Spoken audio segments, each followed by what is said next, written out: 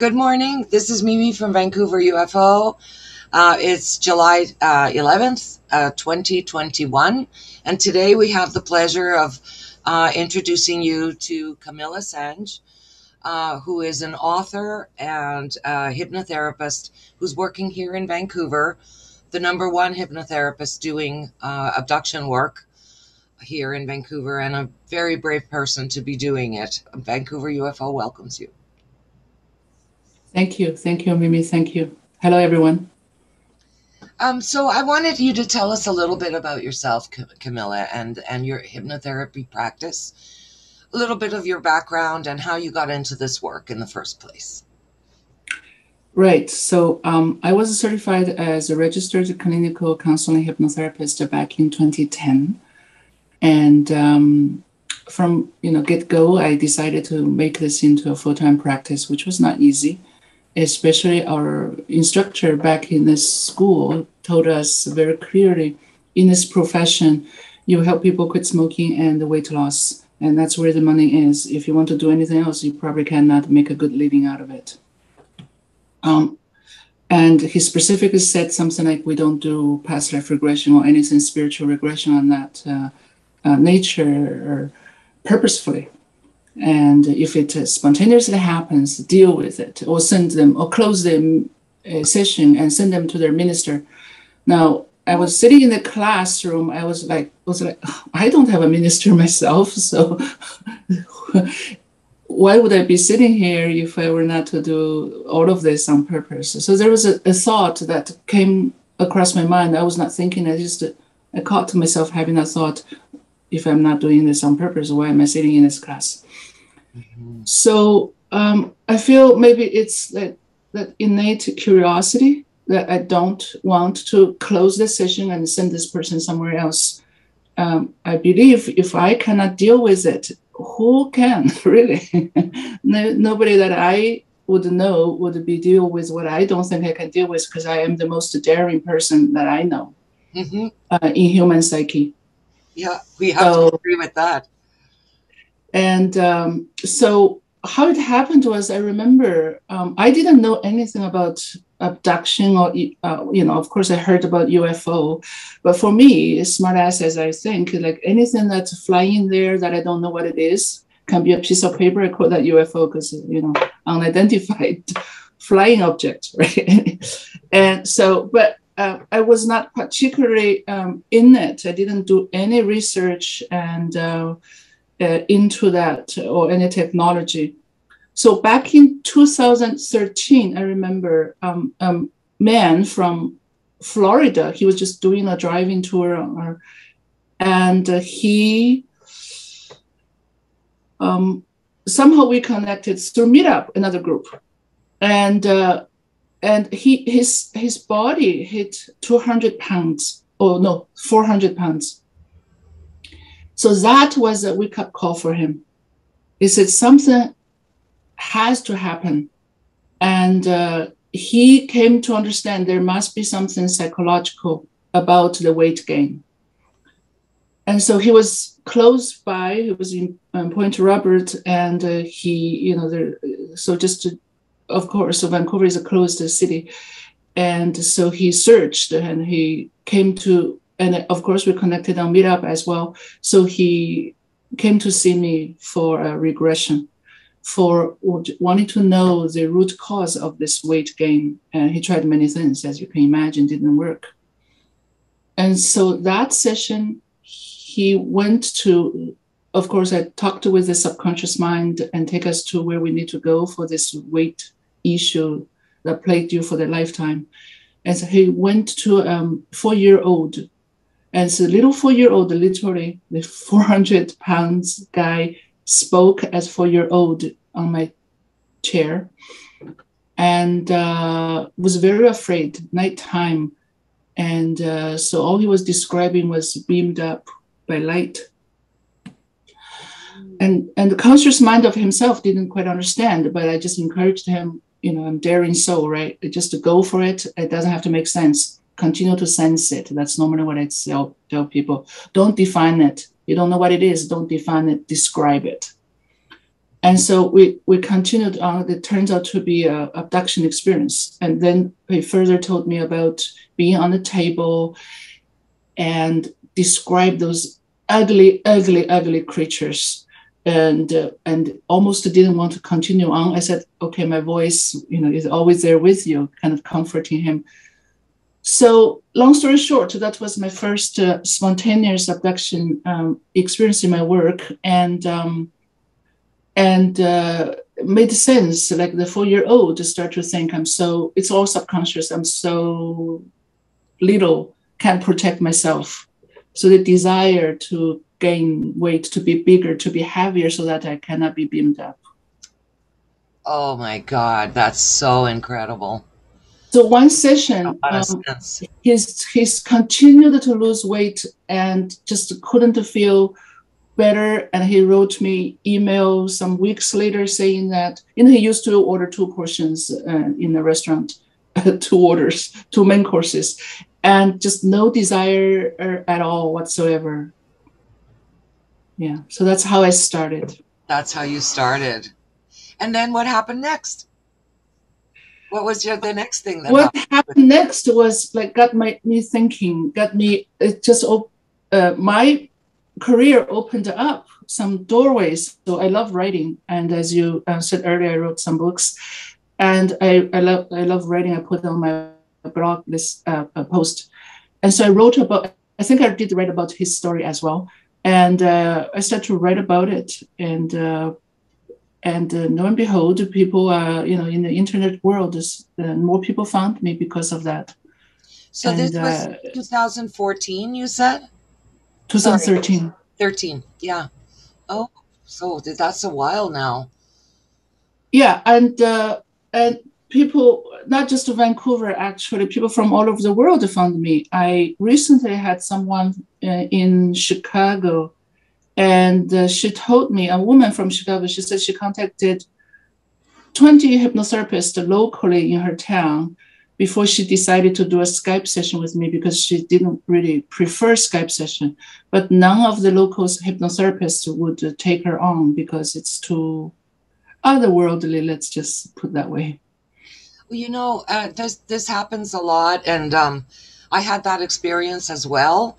And in fact, I contacted a group of psychologists that were doing parapsychology, and even they didn't want to take my case. They didn't feel that abduction was part of parapsychology. I guess they were more interested in ghosts and things. So sometimes it can be really hard to find a therapist, to work with you if you have these things. Yeah. Is that a book that you call Dark Psychology? Yeah. I don't I don't know any of the sense. I know my work very deeply. I don't actually know a lot of other sense broadly, and I myself haven't done any real research, but I know my work. I think my purpose is to help people recall without judgment. Mm-hmm. That woman I was talking about in Chicago, on Skype, one day later, she sent me a note on Skype saying this: thank you so very much. You give such a wonderful gift to people with your work. I appreciate you. I will work on fears. So we identified some fears she needed to work on, which do nothing but hold me back. I see that now. All the very best to you, Kemila, now and always. Take care.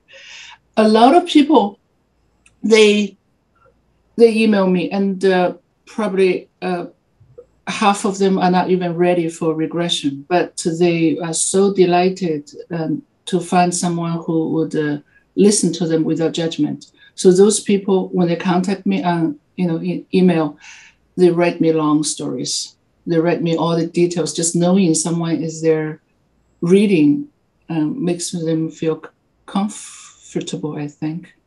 Right. So they write me all because the friends, family, they don't want you to talk about it mostly.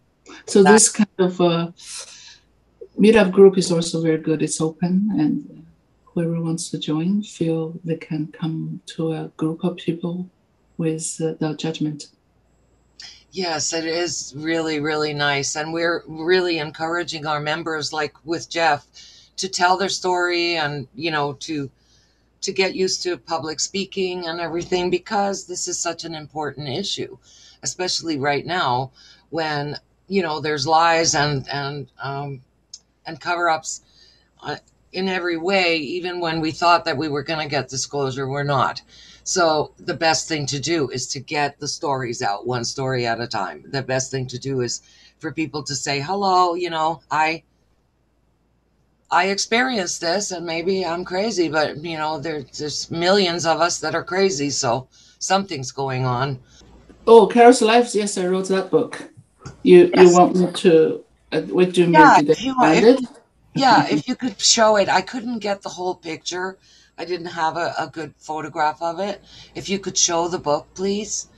Um, Can you see it? right. So this is your latest book.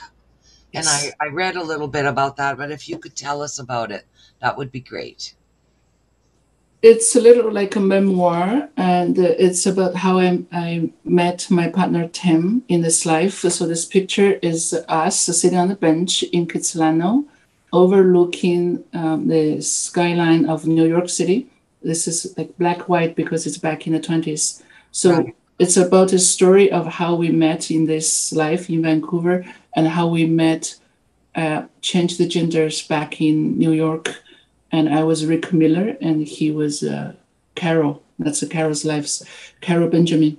And so it's a story intertwined in two lifetimes. And through our regression work with my partner Tim, actually in this book, there's some chapters that we talked about something like outwardly, like the chapter 11 is the rumble still skin, and so in past life regression or future life progression, and my partner Tim was another being living on another planet.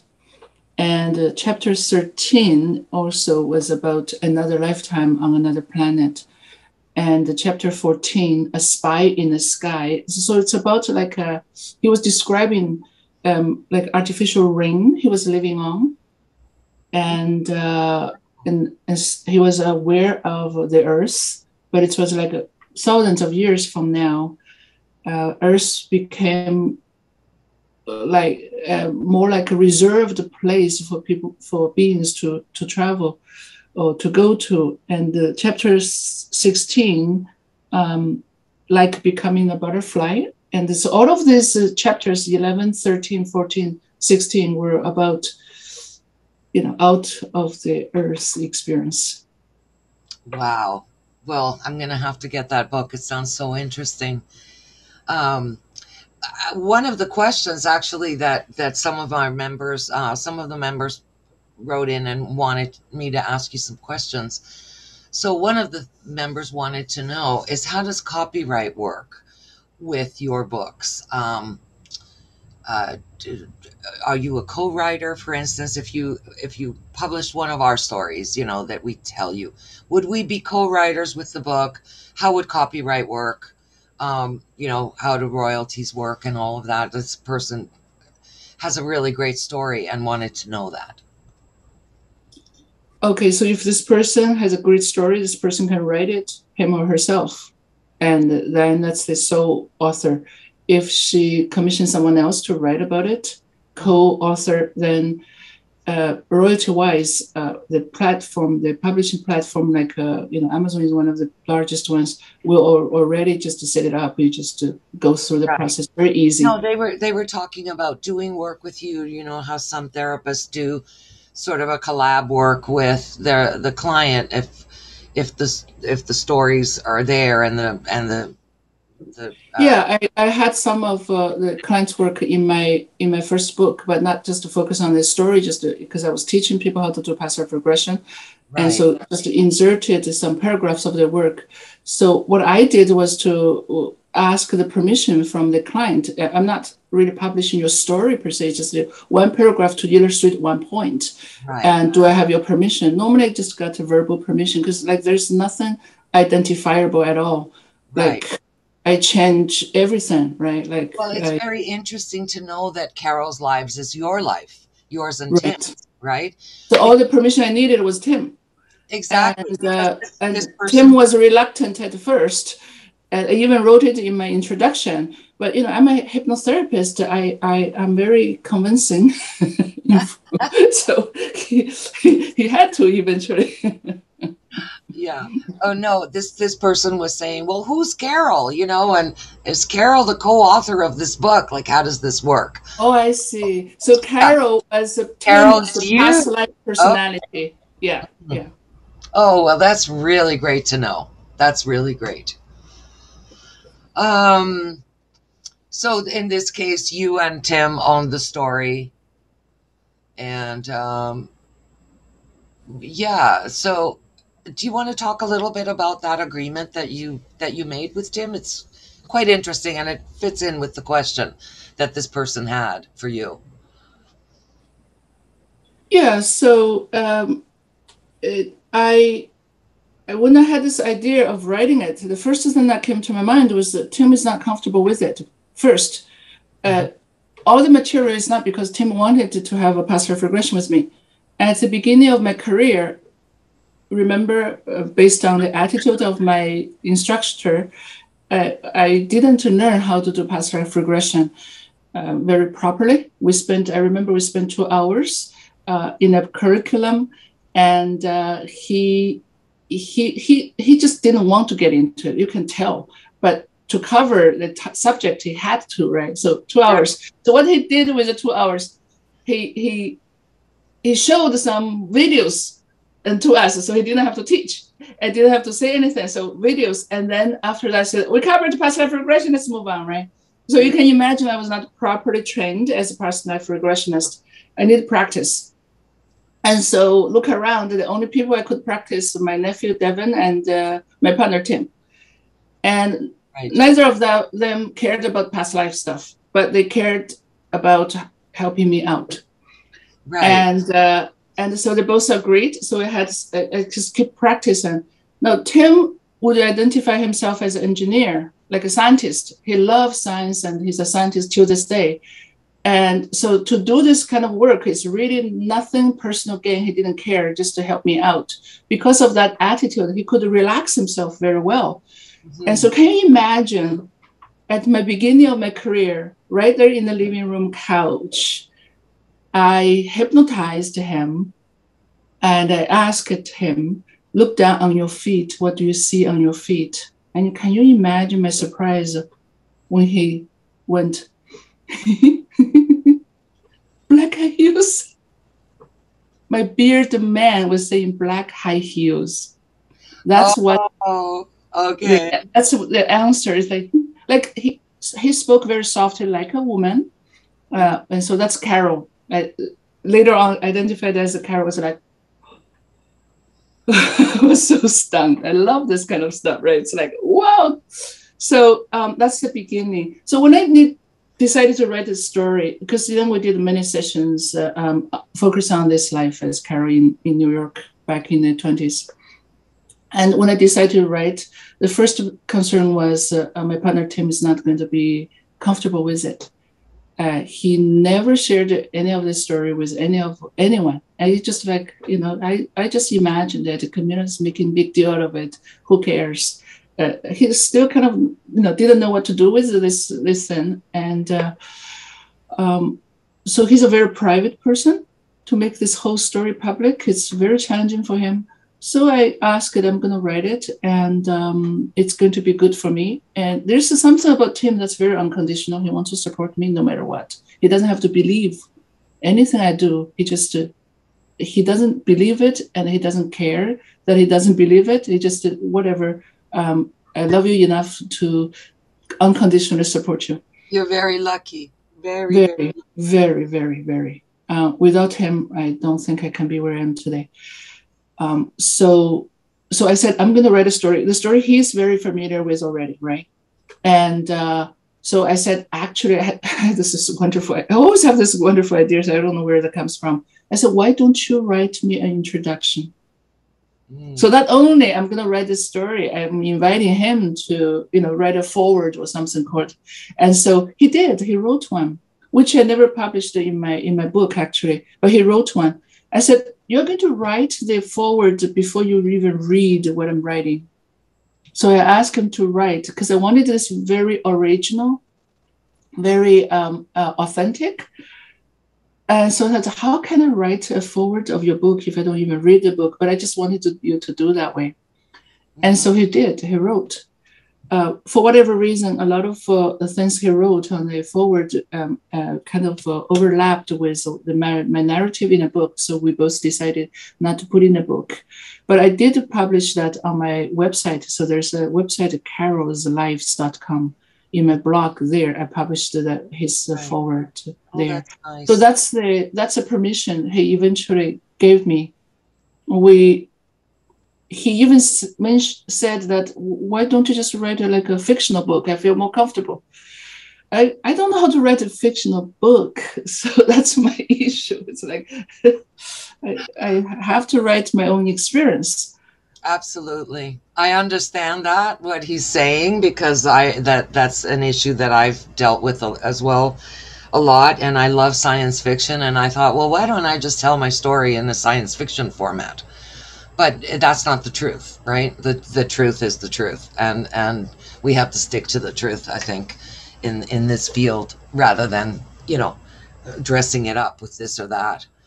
So, well, that's very, very interesting. And I'm sure that the person who asked this question is very happy right now to know how this works with you. Yeah, so he didn't know that he had lived on other planets, and this was complete news to him. Complete news when you did the so when I what all I would say, like, if time is an illusion, we can have access to so-called past, just logically speaking, we should have access to the so-called future too. So I came up with this idea. Any idea I had, I need practice, and Tim's very handy for practice. So they said, "Hey, let's do some future life progression." And so all I did was a future life. So I kind of imagined up, traveling on the highway of the light. I remember going faster and faster and faster into the future. Boom, where are you? It's very interesting. The beginning, I put it in my book. He said he just won a jousting, and he was just chuckling. I knocked him off the horse and killed him. I said, "Wow, jousting! Did we manage to go back in the medieval time? As I thought we were going to the future." And so I said, "What do you do after you killed him?" And he said, "Oh, we just go for a drink." So your people, the winners? He said, "No, all of us." Just didn't make any sense, like a cocktail drink or something. So it happens he went into a future in another planet, very beautiful tropical place. And they were playing this video game of jousting. But that's how it started. He was just, I knocked him off the horse and killed him. So I thought we went to the past. He also, there's also a part of that life that he decided to go travel. So, which means he lived, decades on a ship. It's like a medium-sized ship with a few million people. Wow! So he must be so surprised at his own remembering of things. We have a member right now who's trying to remember things, and she's been doing a different sort of therapy, and I was hopefully she'll tune in or see this next week, because I think it would really help her to be with you. One thing that I really loved about yesterday's workshop is when you do this thing where you look at your feet, because really, even when we're babies, we look at our hands and we look at our feet, right, in the crib. So these are very familiar things, and it really hits home when you do that. When you say look down and look at your feet, immediately you know what era you're in, but pretty much, right? You know what era you're in. You know whether you're a man or a woman, what color person you are. And I just found that really, really helpful, yesterday when we were doing that. Um, yeah. Yeah, because we do this kind of time travel, right? You go into another shift into another lifetime. And so from hypnotherapist perspective, we need to ground this person to that new surrounding. And how do we ground? Grounding, feet.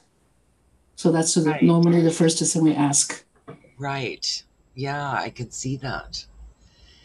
So when you started to work with other abductees, I guess this gave you wings, right? This gave you wings to go on with the work. And early on when you began your practice. So how was it that people started coming in? Was it word of mouth? Did you start advertising? Were you not scared to advertise this? You know? Well, I never spent a dime on advertising anything. Hmm. I think my success is the constant blogging. And so when I blog, people Google, because you blog at one moment in time, then it's just there forever. You can find it forever. And so, as I said, like even worldly speaking, there aren't so many hypnotherapists who would like to go into this territory. So that I just automatically stand out because I never need to tell people out there. I just do my own blog, and people will find me. And all over the world, I have people. Two friends, they drove from Seattle come to see me because of the abduction. It just I Oh, was that's a how I found very you. I found you on the internet when I was yeah looking. Yeah. yeah. It's like got me very excited. It's like, so what do you tell the border officers? They ask you, why are you going to Canada? It's like, I'm going to see a hypnotherapist for abduction. And I was just joking, and this guy said, "Oh yeah, exactly. That's what I said." I said, "So they still let you in?" Oh, wow. He said, actually, they got excited. The border officers actually asked me more questions, and I could tell not because of their job, but because of their own personal interest. And I can fantasize myself getting very famous with border officers. Yeah.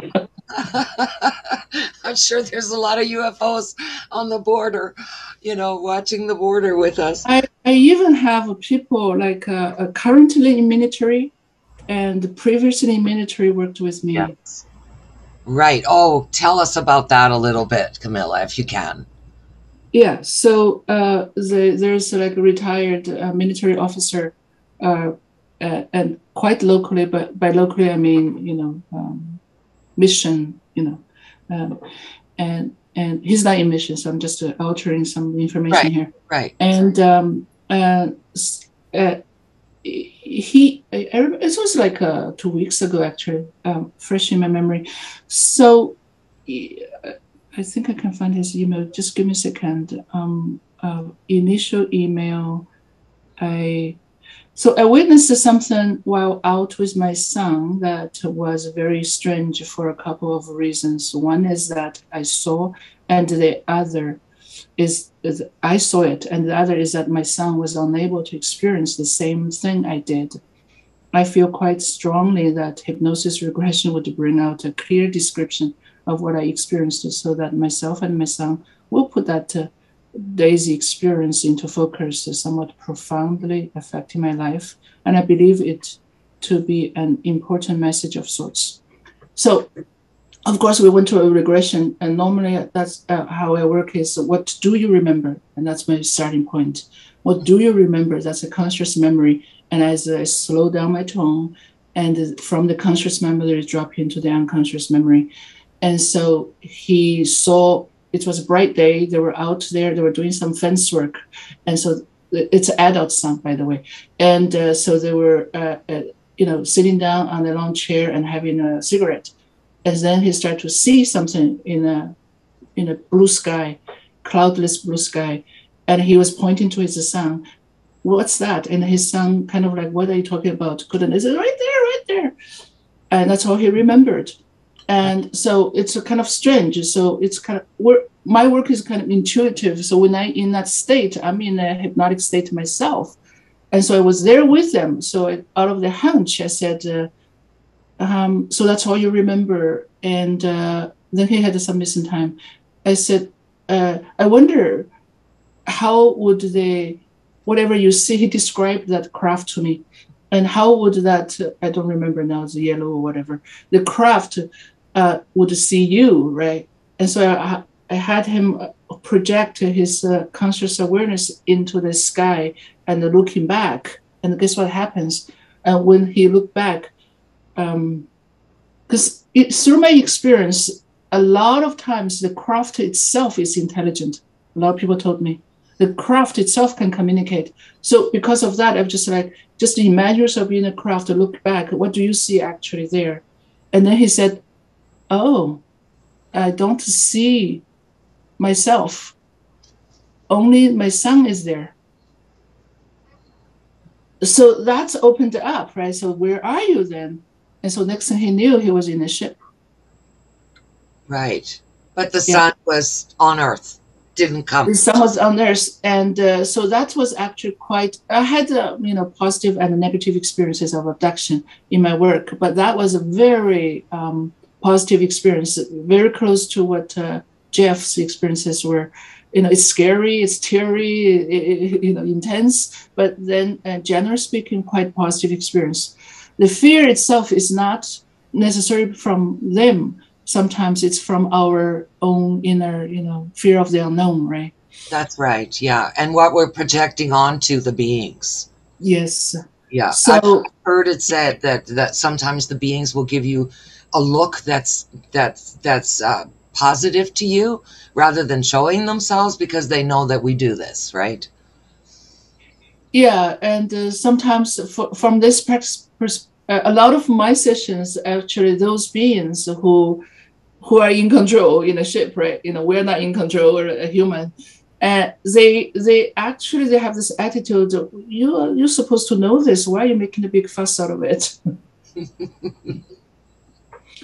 But we do, right? We do. We make a big fuss out of everything. Well, that's really super interesting. So can you tell us if you've ever had any aha moments in your work, let's say other than with Tim, some real aha moments that influenced you on how you're going to, what technique you're going to do or how you're going to deal with these things after? So yeah, when I started, it's very much technique oriented. It's like I had a whole book of tool boxes and full of all sorts of tools. When this happens, go there. When that happens, no, I don't do that anymore. I just do more. My technique is everyone I work with, what they bring with them is all I need and to utilize. So it's called a utilization. That's the only technique I probably use now, to utilize whatever they bring with them. So that makes me more fearless. For example, if they say there's a blockage, I can't cross it, I cannot do anything about it, I get excited because if there's a blockage right in front of you, we don't need to go over it. Let's look at the blockage itself because it's there for a reason. And through looking into, through not resisting the blockage itself, we get everywhere we need to go. Mm-hmm. But I don't know if that answered your question. Yeah, no, it does. It does. I remember reading on your website that you, after you heard one of someone's experience, I don't remember the girl's name, but she's a hybrid child, that you walked away, that you walked away. So, really? Yeah. So I wanted to ask you if there were any patients that really actually touched your heart so much that it made you change your practice or it made you change your worldview. Oh yeah, right. I remember that when you said it's it's like she had this resemblance of a hybrid child, and so that we, even though we may first judge her as a strange, as weird, but then it's there to acclimatize our self for the future, maybe contact. And it's all the time. Then all the time, like Jeff touched me deeply, and changed a lot of I felt like, for example, working with Jeff, is that okay, right, Jeff? I think he okay. He said yes. You need permission. So, like I I I had a lot of experiences already before Jeff came to see me, and but his experience was so rich, was so consistent in many ways, and it changed a lot of my internal process actually. Just working with Jeff, like, oh, there's more. You know, it's like, wait, there's more. You think that's it? There's more. I guess that's what I meant by your aha moment, right? It's kind of like that realization that there is, there is so much more. So, Kemila, I wanted to ask you, what inspires you to make you feel like your real self? Like, what are the things, other than the UFO stuff, but yourself as a person? What is it that really inspired you to start doing this work? Oh, it's beautiful. So this question is connected with the previous question. Like I even had here and there people telling me that they knew me before, Oh. like in a regression. So there was a lady. I think we worked on 5 sessions, and I wrote about her. If you go to my website in the blog, the alien abduction, ancient alien abduction, triple A, ancient alien abduction. And so this woman is a flight attendant actually in this life. Back, she went to a caveman's lifetime, and as a caveman, he was like literally as a he living in caves as a tribe, and he was abducted back then in the ancient times.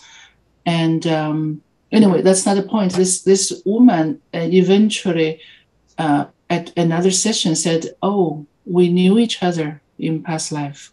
So that was very confirming for me to know I'm not doing this because of my career choice in this life. English is not even my first language. I wouldn't believe you I could do it.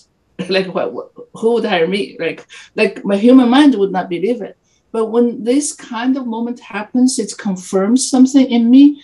And just, it's, because when I do this work, it's already felt right inside. Like there's a feeling that, baby, yeah. But then still the mind would doubt. It's like, really? Like, what? I catch my own grammatical mistakes all the time.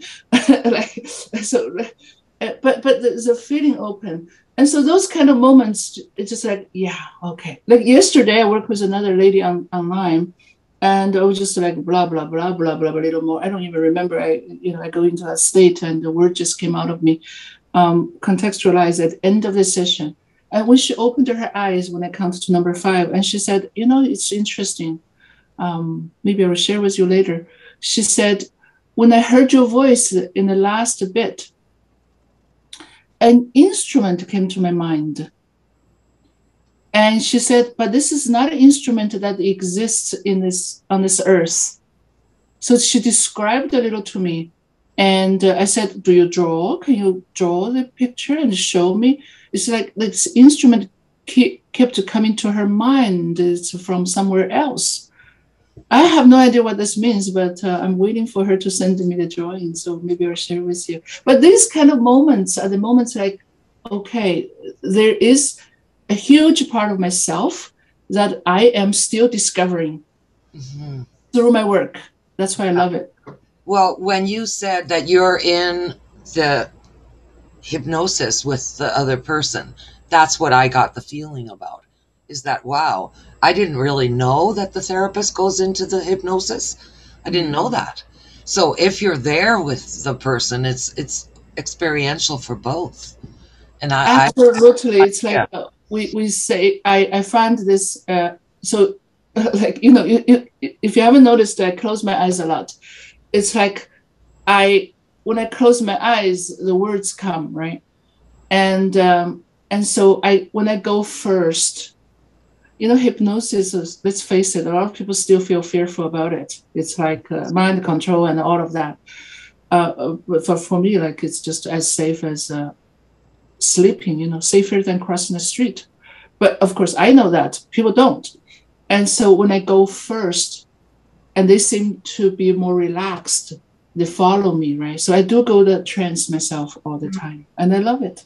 A lot of people are afraid of hypnosis, and they say, oh, I would never be hypnotized. But yet they will do guided meditation, which is basically hypnosis, right? So people don't understand that there isn't that much of a difference between that kind of deep meditation and hypnosis. And they think, I'm going to quack like a duck, I'm going to do things that I don't want to do. And that is just not true, right? Because you're very present in these sessions. You're very crack like a duck. It's very true on the stage, but that's the purpose of it, right? Those volunteers going on the stage, they want to do it, then they do it. Right. But right. it's a very different setting, like a hypnosis, a stage show, entertainment show, and the therapeutic setting is very different. And people say, am I going to crack like a duck? I said, sure, if you want to, I will make you do. So we even in our profession, some people actually they call themselves more like even a trained hypnotherapist. Sometimes what they call themselves doing what they do is therapeutic visualization or creative imagery. It's just another nicer words for hypnosis. Right. Yeah, I think so, for sure. So, Kemila,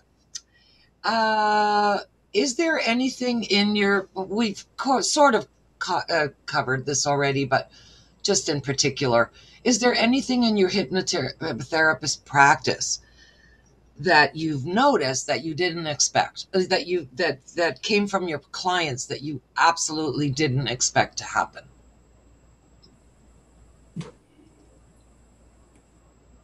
Well, in a sense, every session I don't expect it to happen. You always have a twists and turns, right?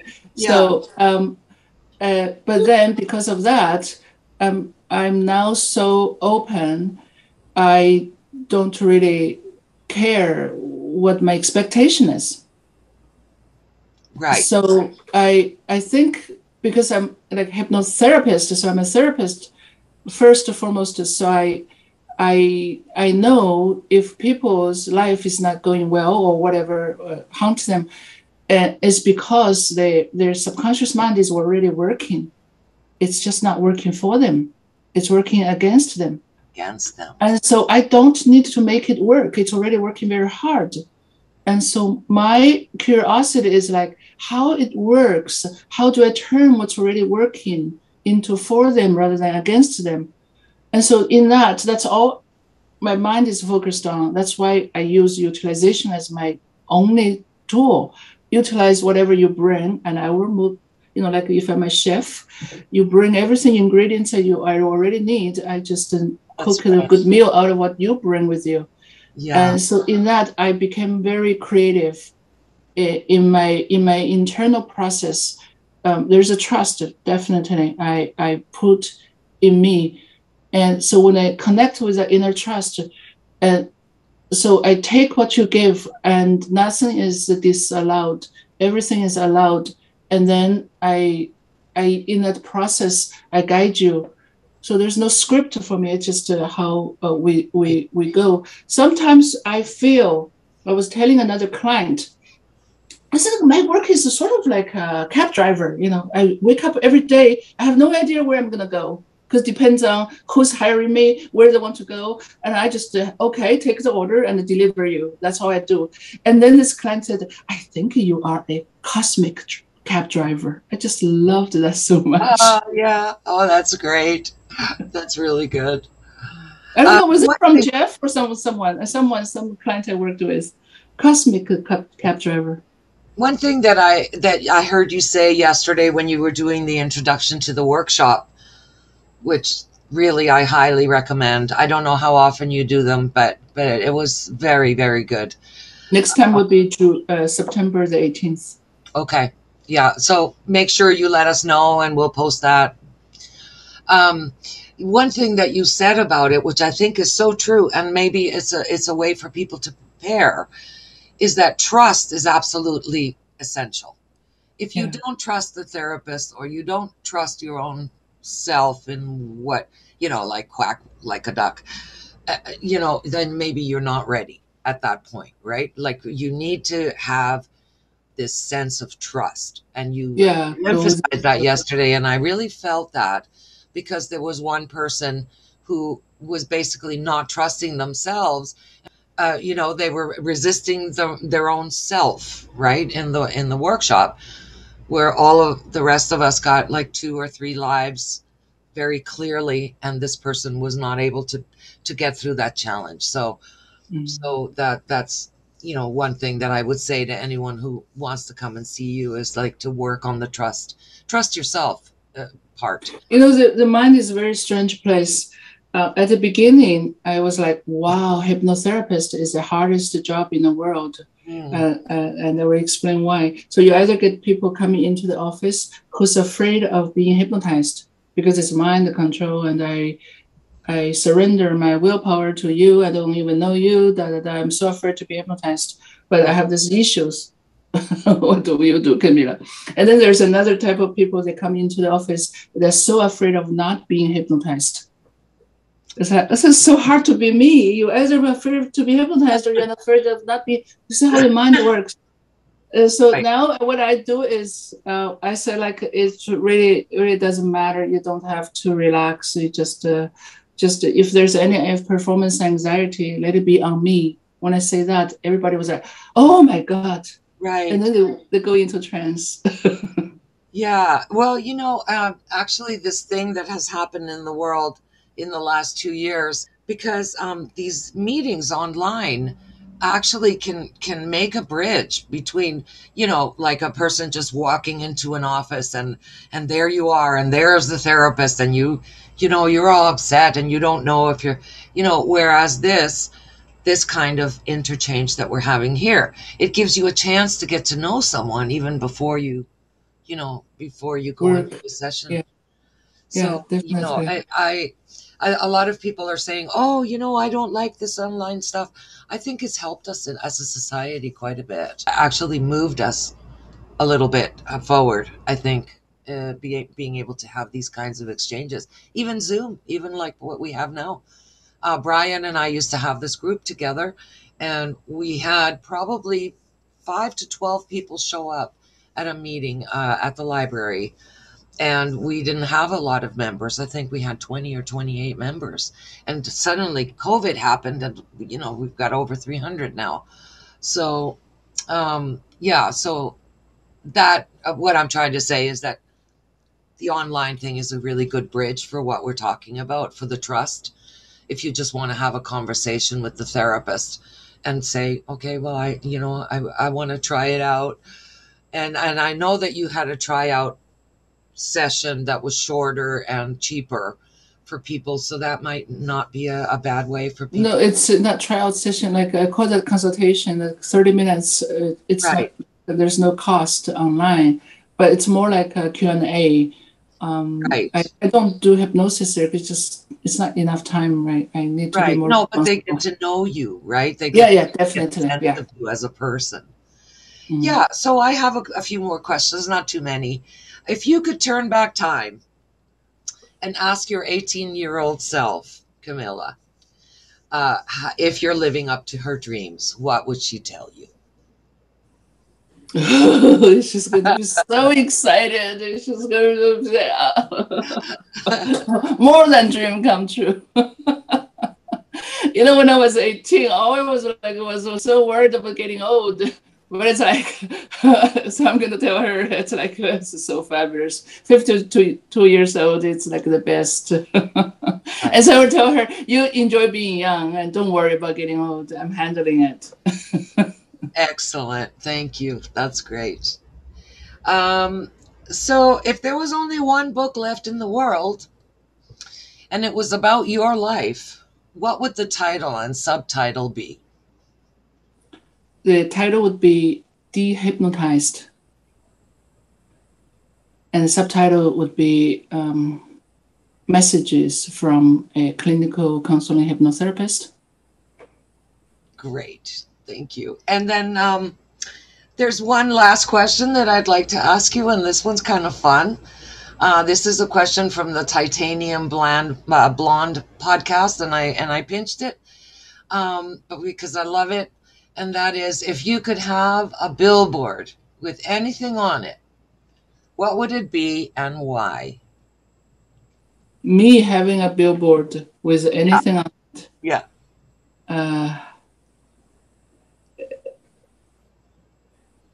Why not a round oval ship?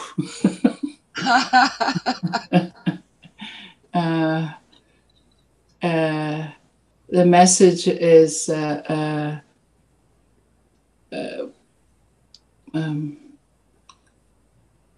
embrace the unknown on that line.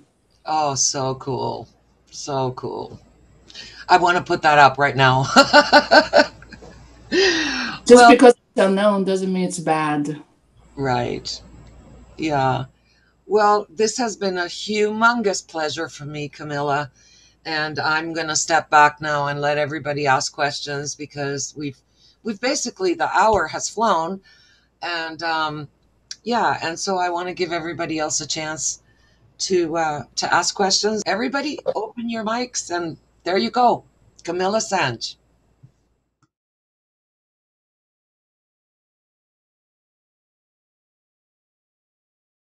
Can I ask you a question? Yes, please. Yeah, I have a fear of not getting hypnotized. I tried it 3 times. Once with a friend who was an amateur, and then I did it with Di Cherry. She used to be the head of the Canadian Hypnotherapy Association. Oh yeah, I know her. Yeah, she passed away a few years ago. Yeah, she died just a few months after me and my girlfriend did the hypnosis in December 2012. And she had a really deep experiences. She was reliving it. She was crying in tears. I did it separately. I just sort of was halfway there. It wasn't really deep. So I have this lack of confidence in my ability to be hypnotist. It's kind of embarrassing. I've been a Buddhist meditation teacher for 20 years. You know, I've done a lot of meditation. So I know your name. You were teaching in Western Community Center. Yeah, I taught there from 1998 to 2014 at the Western Community Center. Sometimes our names on the brochures are side by side, so I know your name. Oh, were you there back in the early days, like years ago? Yeah, like Mimi was saying about the workshop. I'm still teaching there, but I don't see your name anymore. Oh no, in 2014 they dropped my course, but that's why you look so familiar to me. I probably saw your picture. I thought, I know this is this past life. It's not a past life thing. I probably saw your brochure at the Western. Can I really be hypnotized? You have techniques for people who I guess have a bit of a scatter mind. I don't have really good. It's not scatter. It's more like I think you try too hard, probably. Oh. You probably try too hard, so you need to just not try. So if I do work with a lot of people like yourself, a lot of people like, you know, they're lawyers or accountants. They're very analytical in nature. They're just trained to be that way. And so there's nothing wrong with that. So I would probably, I would, lift your arm and drop it and kind of distract you a little bit, and for you to just drop into that state. So like those people, for example, if I say, hey, can you relax your arms or lift them? I can feel they're trying to help me. So you look like, you sound like you're one of them. You're just so wanting to help people, wanting to help me out. You're wanting to help the hypnotherapist out. And because of that, something gets in the way. And so I would not even do the mind. I would do the body first with you. I would just I will absolutely make sure I can lift your arm without you helping me any iota. And I can know that when I lift your arm. And so when I know that, so there is that subconscious, because body is part of subconscious mind, and the trust is there. So I can say that, you want to help other people out all the time, but there's also that unconscious controlling you. You'd like to know that you're in control. So you like that sense of being in control. So that it can get in the way. So I will work around it normally. So it would take a little longer time. It takes like a less than 5 minutes to get into that state, but probably will take you at least half an hour. But yes, it's doable. Yeah, I think you pegged me well. I know with Diet Cherry, she told me this big long story to get me in the state. She was very good at what she did. She's using imagery to work with your mind, and it's not. You're not there yet. I need to work with your body, so to speak. But it's some of the things would be surprising for you. So that's kind of you don't know what to think anymore. And when it sees that window of opportunity, you drop into trance. Good. Well, yeah. Yeah, I'm interested in this. Thank you. I'm glad I came to the Zoom today. Good to meet you. Yeah. Thank you for your question. I think I was in World War II and died. Yeah. Wow. Wow, the fighter in you. The fighter in you needs to be always alert, right? Can't relax. I really enjoy what you're saying. I really get a lot of what you're saying. Thank you. Thank you. So since we're talking about control, here's that the human journey is, do I have control or do I have a sense of control that's different? So you can give yourself a sense of control by loosening. Letting go is actually having more control. That's the trust again. Yes. Do you ever do like a roller coaster ride, Brian?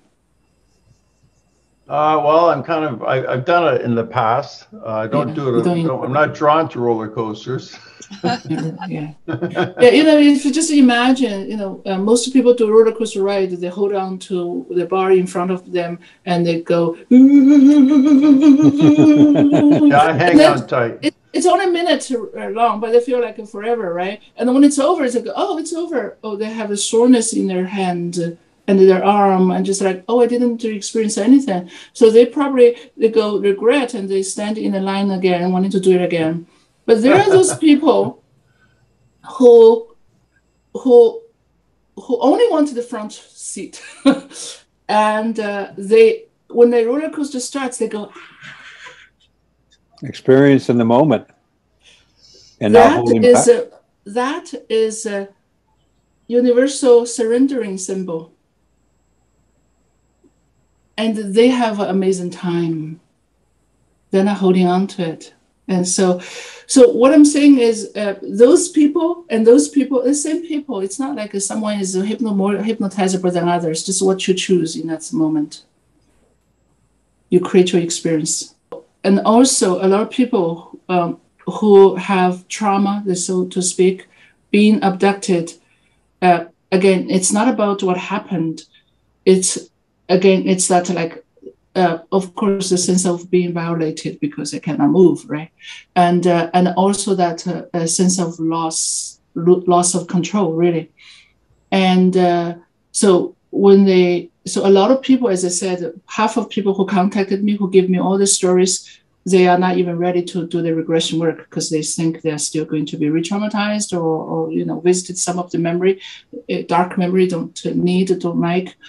Normally, I ask them the same question. I said, well, whatever happened, it was severe, it was threatening, it was traumatic, but you have survived, haven't you? I said, oh yeah, sure, I have. I said, but you didn't have control. You didn't feel you were in control when you were at a table or something. And therefore, when you survived, it's not because you fought hard, because you couldn't even move. You survived because whoever those people were, those beings were, they didn't kill you, right? Because they could. They could easily do that. Some people even have implants. They can do whatever. They can kill you too. And therefore, wouldn't it be fair to say they didn't even want to kill you? And so they go, oh yeah, that's right. If they wanted, they would, because it's not because I fought hard. And so that's a premise. Sometimes it's like, if they didn't kill you, they didn't want to kill you, maybe we can explore now. So then they feel a little more relaxed. Yeah, it's like Jeff's story. As he goes through things, he gets wiser and more aware of what they're trying to say to him and try to do with him. Exactly. So they open up to see what's truly going on. Because in that tension, in that this tightness, you can only perceive what you think is going on, right? And then when in a, like a movie that is made, a movie is made, at one time, one moment in time, but then we can watch it again and watch it again and rewatch it. Like regression is just like a rewatch that movie in your subconscious mind has made. And so, because when we rewatch, guess what? I give them a virtual remote control. You have the remote control. You can pause. You can fast forward. You can slow down. You can do whatever you want. So they feel, okay, I have a remote control, and so that gives them more relaxed into that experience. And in that experience, they start to open up their senses. So your regression is not how good your memory is not go back in time in a linear way. It's relive the moment, to re-experience the moment. So people use present tense rather than past tense to describe what they are going through. And then you go, oh, that's what's going on. So again, I always encourage them to describe, don't define. It doesn't have to make sense, just sense it. And so they go, so then, as we normally know, only truth can set you free. So Kemila, I got an idea actually, just as we were going through your presentation. Would you be interested in doing a session with members of our group, like a Zoom session where you could hypnotize everybody who wants to be in it? And if you want to charge, then people that want to pay for that, they could. But I think that would be really a good thing. And we usually publish what we do on Sundays, but we wouldn't have to publish that if some people wanted to try the hypnosis. And so are we going to have some theme like abduction experience, or is it more general? Or what's probably stick with the theme of our group, right? Like anything to do with the UFOs or aliens that people wanted to explore more, that they think they've had if they think they've had an abduction. Or a lot of times I've heard that when you have a sighting, you've also actually have missing time, but you may not even realize it. You just think that you've seen a ship in the sky, but like that military guy I was talking about. Yes. Right. But you've actually had missing time, or they play with time. So on Earth with his son, there was no time other than, his son didn't see the ship. He did see the ship, but actually hours could have passed, with him being on the ship and having an experience, because they can play with time. Yeah. So a lot of people have seen ships, but they don't think that they've been abducted. So that would be an area that some people might want to explore, or people who know they've been abducted but don't remember. And if you want, I'll try and put that together and see if there are interested people among our group. Sure. Yeah, sounds like fun. Okay. It does sound like fun. Yeah. And how many would you take on a Zoom call, let's say? What would be your top thing that we would do, and how many hours? Yeah, so like when the time comes, normally I would invite everyone to make sure the environment is quiet. Nobody's knocking on the door, because it's kind of hypnotic in nature. No pet jump into your lap suddenly with your eyes closed. So nothing to startle you. So tune down any of the phone interrupting you, even though you're mute, but you can hear it. It's just to give that moment to yourself. That makes the environment makes it easy to get into that state.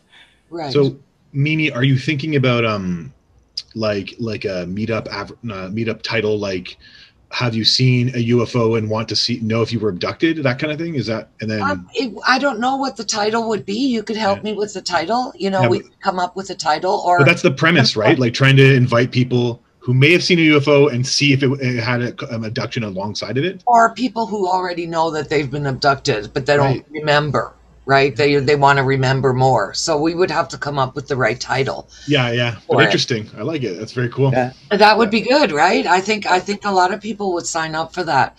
And that's what I was asking Kemila, how many could we allow so that you have time to work with everybody? If it's a group, normally you don't get to be verbalized, because one-on-one, I ask a question, you give me an answer, right?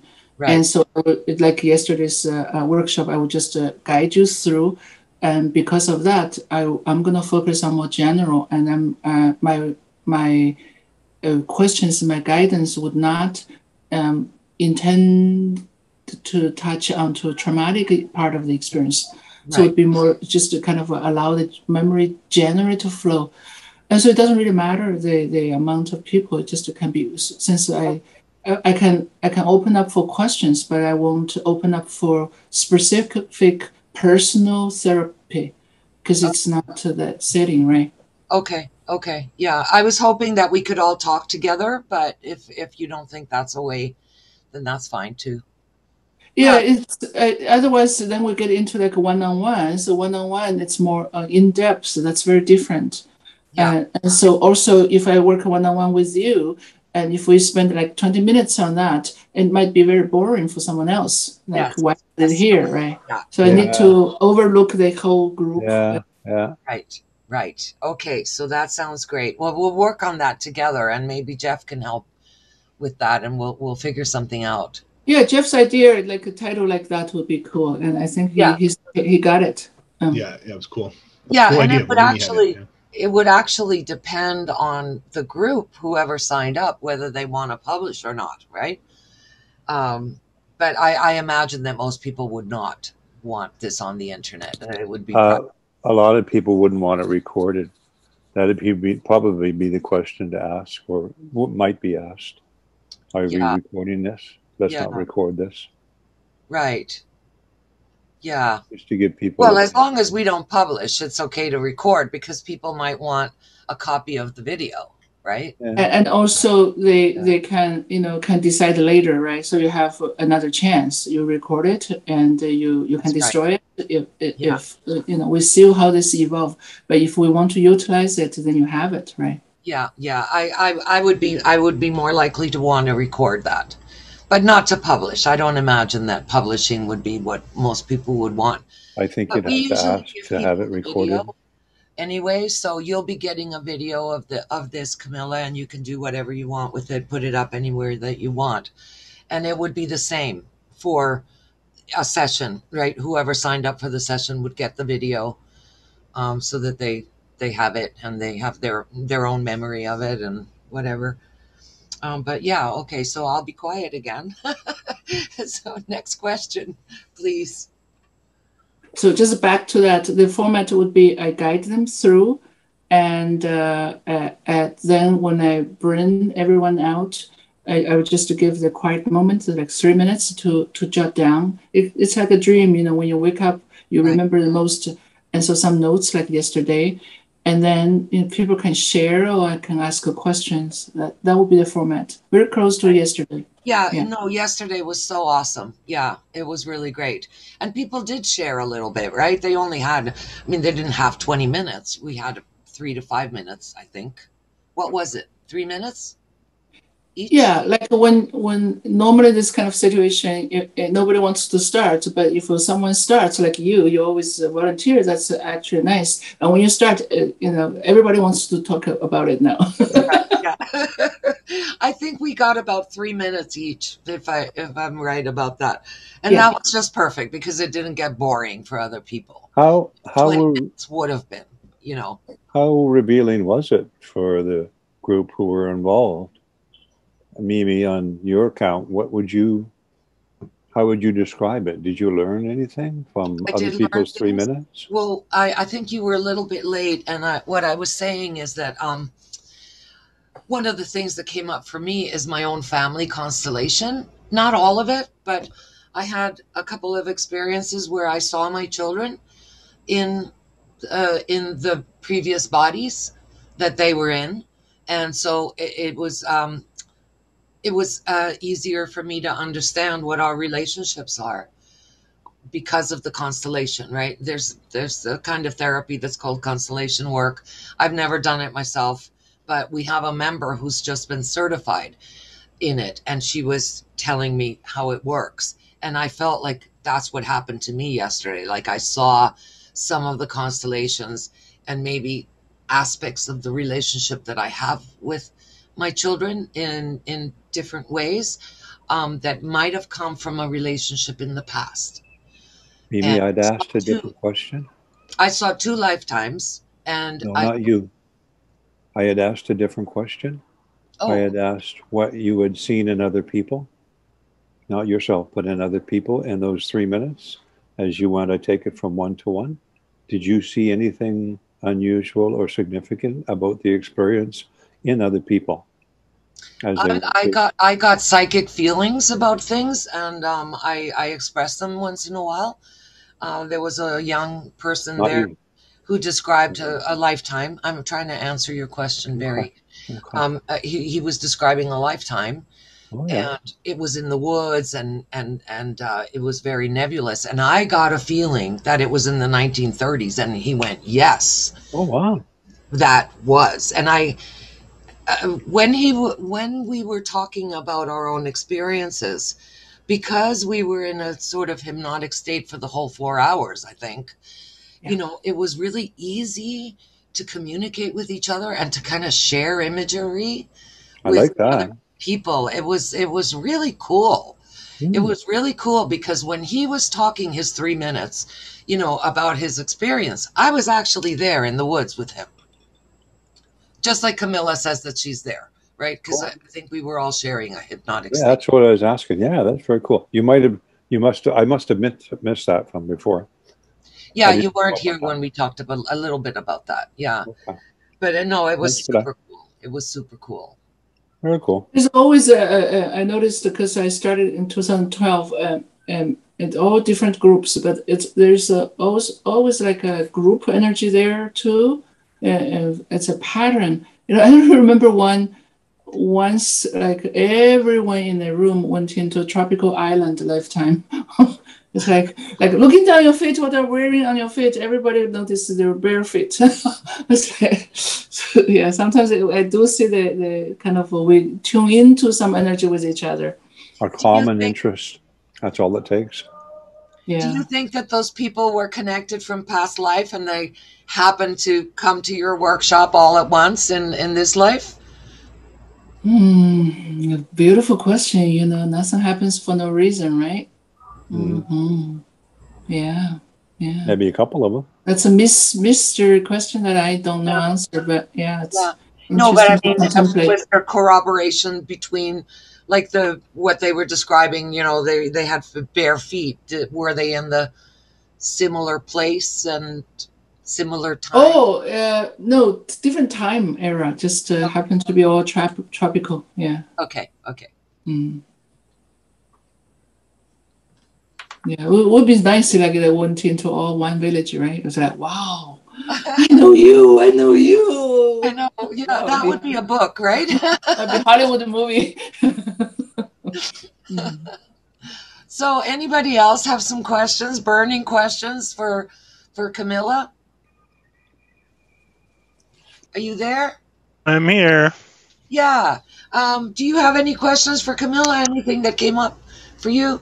No questions right now. I really enjoyed the talk, and I've already signed up for the workshop in September, as well as a couple other ones that I've seen on your website. And Exactly, just as we were talking, I saw that coming in.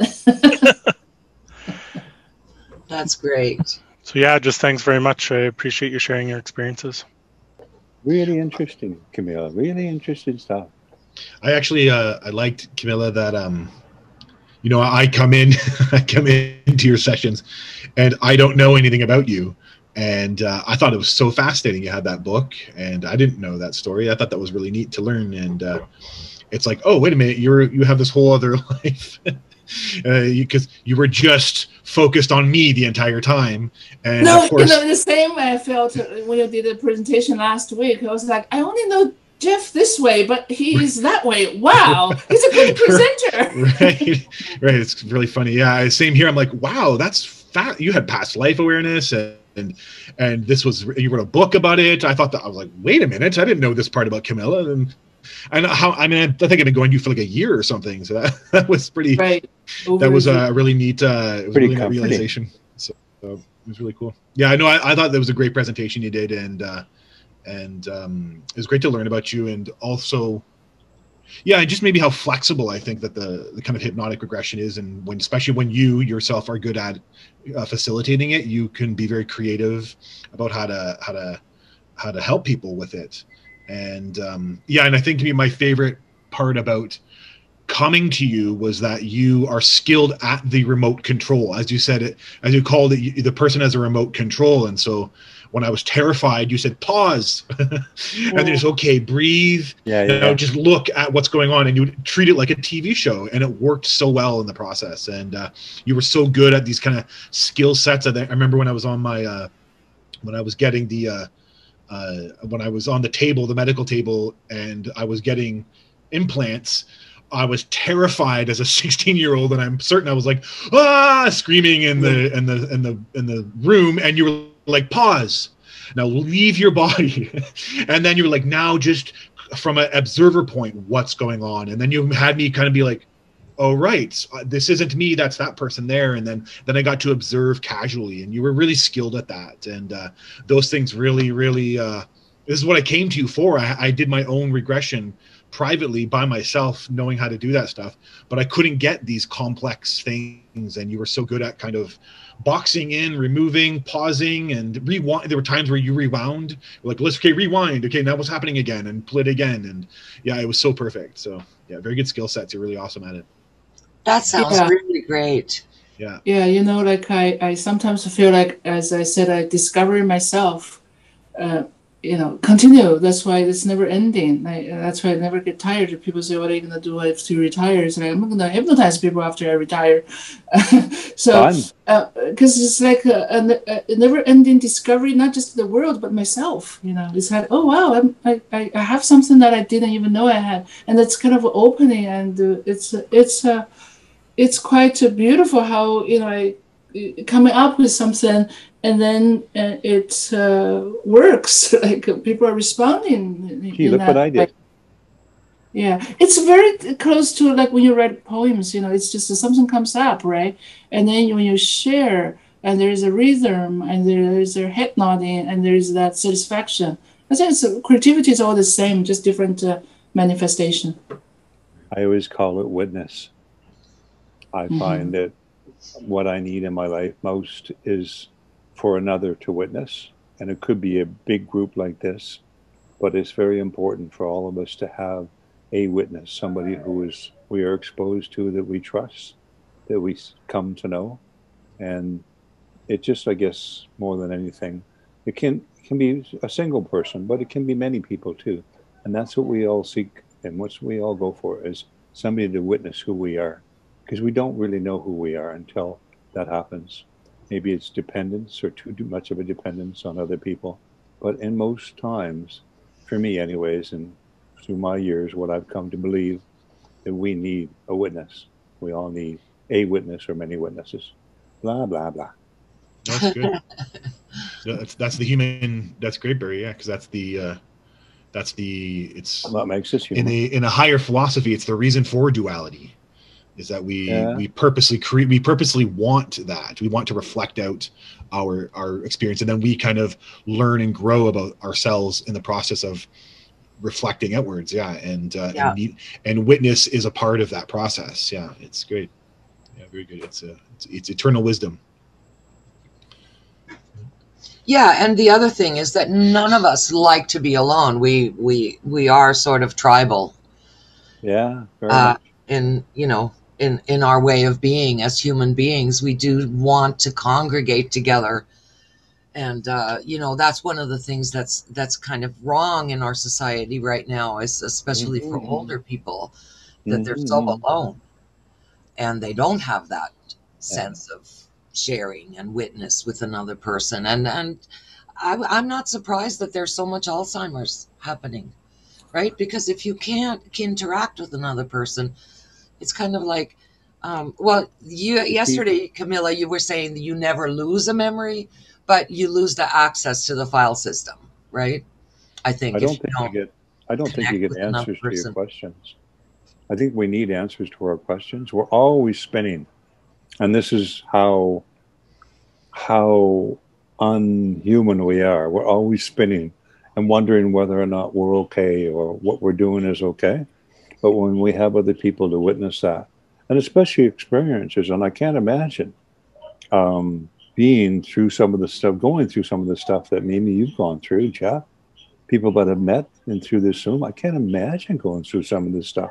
So I can only be as supportive as I can, because I'm thinking, if I get my turn, I certainly want that to be somebody to support me. I'm all of a sudden they start abducting you now. Yeah. Who knows? I don't know. Sorry. I have someone coming up at 2:30. So if there's no more questions, I just want to say the final thing is like what I do, and what this meetup group is doing, is similar in a way that we are letting people know it's normal to have any other worldly experience, and can even be beautiful, just to open up to discover more. Really, that's what we do, just to normalize what other people cannot talk about. Right. And so this helps us to accept more of ourselves. Even, I think we can even get rid of this kind of racism, in the world, to realize different skin colors are not scary, as we're all human race here. Yeah. And that we can even embrace our own, space brothers and sisters when we are that open. That's what I want to say. Thank you so much. I really appreciate your visit with us. And as the last thing, if you need to go, then I would just like, if you could please tell us where to find you, your website. It's on the description, but just, so for people that are on YouTube just listening in, if you could please tell us how to find you. So is like a primary, like my practice is on KemilaHypnosis.com, like Kemila. That's my first name, hypnosis.com, all one word.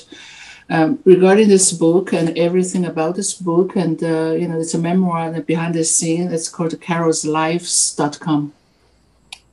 Yeah, so those places where you can find me. Well, great. That's really great. So, and no more burning questions?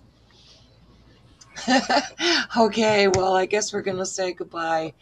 Yeah, and it's been lovely to have you. Thank you so much. And we'll be in touch about the little workshop thingy. Okay, thank you. Thanks, Kemila. Thank you. Thank you, Kemila. Bye. Bye. Have a great day.